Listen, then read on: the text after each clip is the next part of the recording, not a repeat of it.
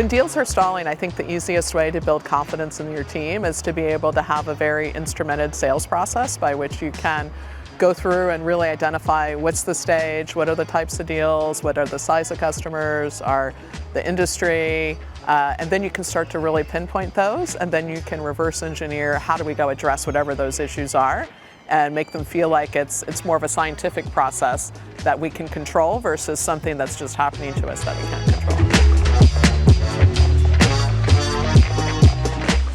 So momentum in my sales org looks a lot like, it's a game of inches, if you will. And so it's being able to move something forward every single day. And it may be that we, get 3 extra connects if you're an SDR. It may be that you move an additional deal to proposal stage in a given week, that you're able to more successfully multi-thread and a deal to get more stakeholders involved, or that you're consistently getting a mutual action plan in every deal. And I think it's being able to celebrate and recognize those wins incrementally across the entire process, and not just at the end of the month or the end of the deal when you finally get the deal closed, because momentum is what starts to carry you to that ultimate goalpost, if you will.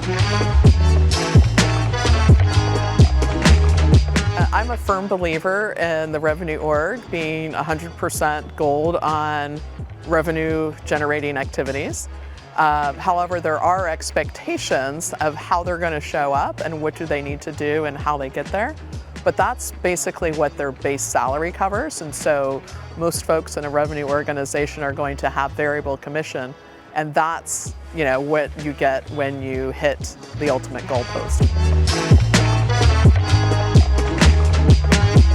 So when the quarter is looking not as good, or the month is looking not as good, or even if you're in a sales development organization and you're running a weekly cadence, it becomes important that you step back and you look at what are those incremental milestones and how are we performing against those. And so it's stepping back to where are we doing well, and then how do we then take that momentum and use that to progress the team forward, and whether, depending on the role that the team member has, whether it's a closing role or a pipeline generation role, you help rebuild that momentum back. And so being able to have that clear process and celebrating those successful wins along the way will help get people to feel like they're back in control, which builds that momentum and builds that confidence back that yes, we can do this despite a challenge or a setback.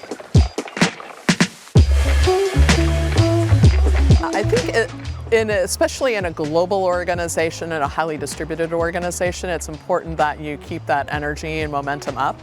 And this is where having a very clearly defined communication cadence, if you will, of ways in which we get together not only to train or to roll out new processes, et cetera, but also to come together as humans and be able to connect, to get to know each other, to spend time together, to celebrate wins. And so in my organization, we have weekly team meetings, we have monthly organizational-wide meetings, and we have asynchronous channels, like chat channels, where we really drive that proactive celebration of wins, alignment.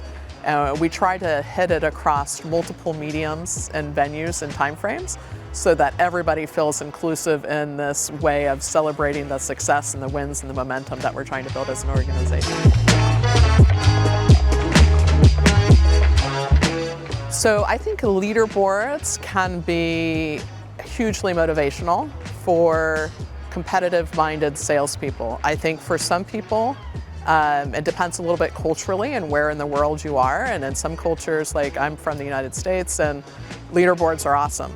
But there's some other countries, like our team in Germany, where it's actually anti-cultural to do that, and there's laws against stack ranking people in public and things like that, right? So I think it's understanding how you use it and what the purpose is. Is it to motivate the lower performers to step up, or is it a matter of celebrating the people at the top? So they can be used in a lot of different ways, and depending on how you showcase that data. So I think they're good, but you have to have a very thoughtful purpose and implementation of it and how you're using it to really get that maximum effect, especially in a global diverse organization. There's lots of reasons why during a rep's tenure that they could burn out. Sometimes it's personal issues, they have stuff going on at home that just makes it difficult for them to bring the best version of themselves to work every day. So it's, as the sales leader, recognizing that, is this a personal issue that's distracting them, and how can we support them through that? Or is it a professional issue?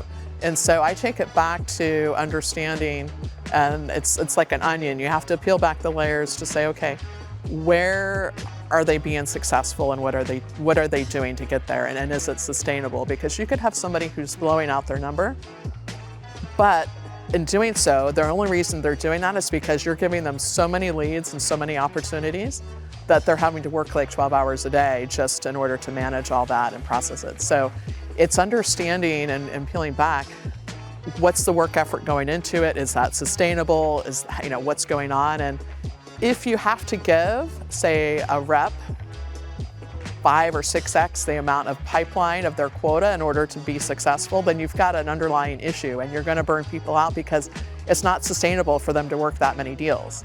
And so really making sure that you have a plan that says, this is what a successful rep's day-to-day should look like, the amount of activity they do, what it takes to get there. And if you have that recipe or that plan, then you can start to hold that against somebody. And if they're having to do significantly more than that, something's broken and you're going to burn them out.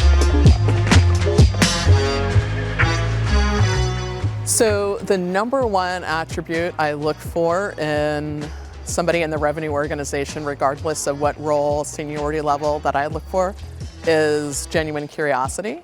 Because if people are curious, they tend to have a growth mindset. They're seeking to understand the whys, the hows, the whats, and not only internally within your organization to get up to speed, to be more successful, to challenge and the status quo and seek out innovative new ways, but they're going to do that with the customer or prospect as well. And so knowledge is power, and the more knowledge they have about what that customer is doing, what they need, what the impact is, the better armed they're going to be to, one, win against no decision, but two, win against any competitors that they may have in those deals as well.